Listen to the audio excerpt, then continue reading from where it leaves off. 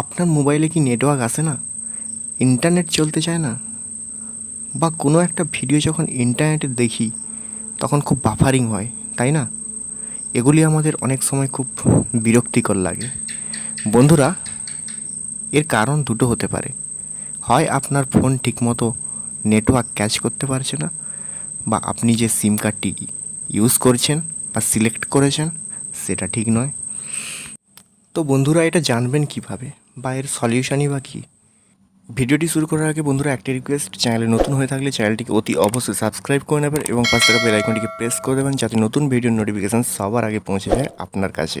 বন্ধুরা, এর জন্য প্রথমেই আপনাকে জানতে হবে আপনি যে নেটওয়ার্ক ব্যবহার করছেন তার সিগন্যাল কোয়ালিটি কেমন, আপনার এরিয়ার নেটওয়ার্ক কোয়ালিটি কেমন। এগুলি জানার জন্য আপনাকে যেতে হবে আপনার ফোনের সেটিং অপশানে। এইখানে দেখবেন একটা অপশান রয়েছে অ্যাবাউট ফোন। এই অপশানে ক্লিক করলেই একটি অপশান চলে আসবে সিম কার্ড স্ট্যাটাস। এই সিম কার্ড স্ট্যাটাস থেকে আমাদেরকে যেতে হবে সিগন্যাল স্ট্রেংথ এই অপশানে। এইখান থেকে আমরা দেখতে পাবো নেটওয়ার্কের সিগন্যাল স্ট্রেংথ কত ডিবিএম। বন্ধুরা, আপনাদের মনে এবার প্রশ্ন আসবে ডিবিএম আবার কি?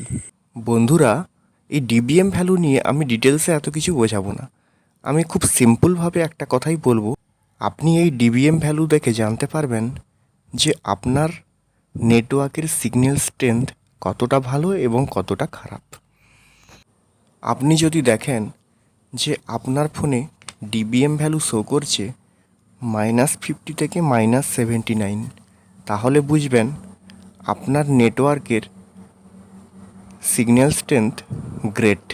যদি দেখেন -80 থেকে -89 শো করছে, তাহলে ভাববেন গুড। যদি দেখেন -90 থেকে -99 শো করছে, তাহলে বুঝবেন যে আপনার নেটওয়ার্ক কোয়ালিটি এভারেজ।